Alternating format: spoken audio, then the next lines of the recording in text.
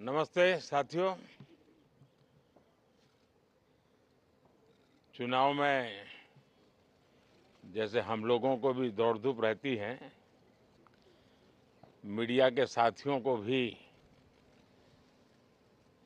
बहुत परिश्रम करना पड़ता है, रात दिन दौड़ना पड़ता है, अलग अलग लोकेशन को कवर करना पड़ता है। तो आप लोगों ने भी बहुत कष्ट उठाया है।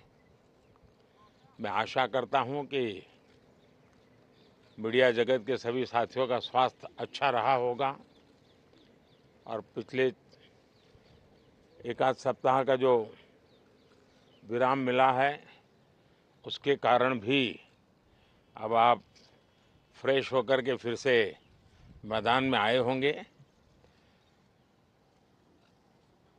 तो 18वीं लोकसभा, और वैसे भी हमारे यहाँ व्यक्ति के जीवन में 18वीं इसका बड़ा महत्व होता है।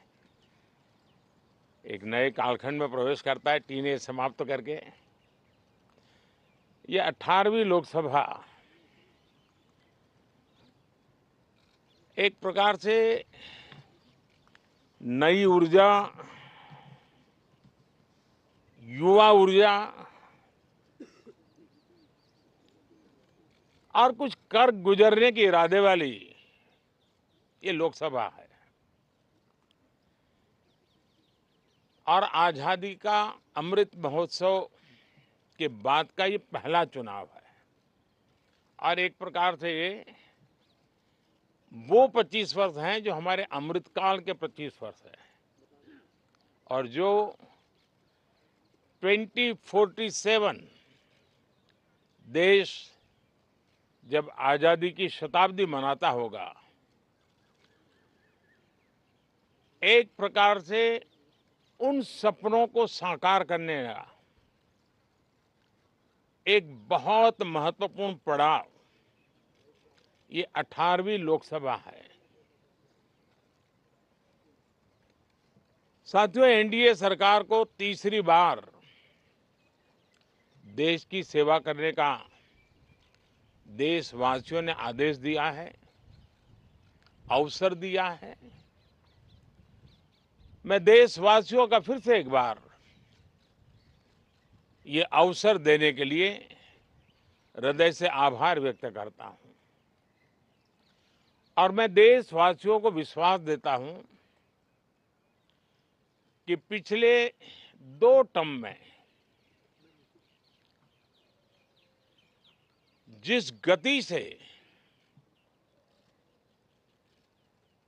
देश आगे बढ़ा है,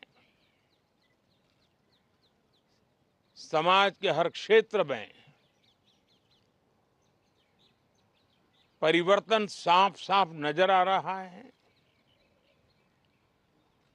25 करोड़ लोगों का गरीबी से बाहर आना, ये अपने आप में हर भारतीय के लिए बड़ा गर्व का विषय है।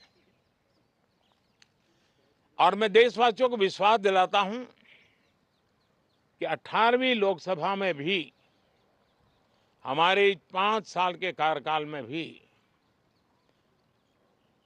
हम उसी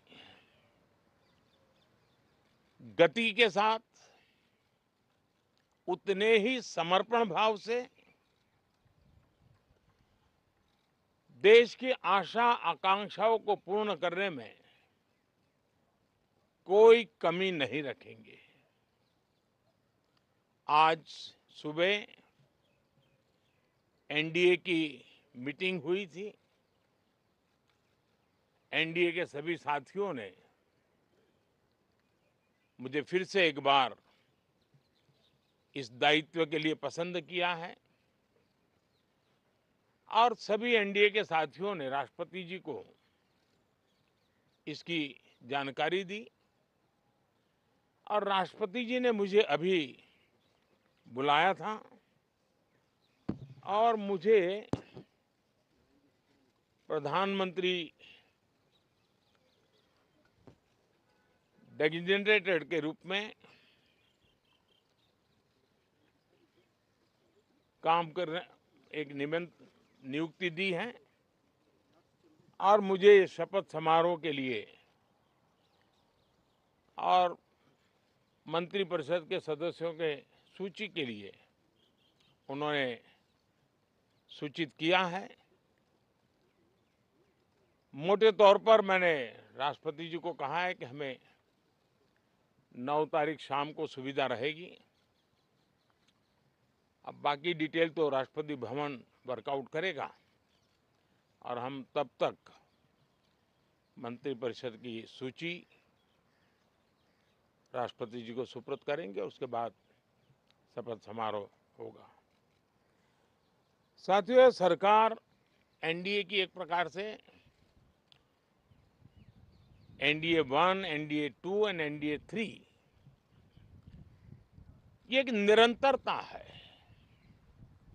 और हमारे संकल्पों को लेकर के, सुशासन के प्रति हमारी प्रतिबद्धता को लेकर के और देश के सामान्य जन के सपनों को पूरा करने के प्रयास के रूप में इस निरंतरता को हम और अधिक ऊर्जा के साथ और अधिक व्यापक विजन के साथ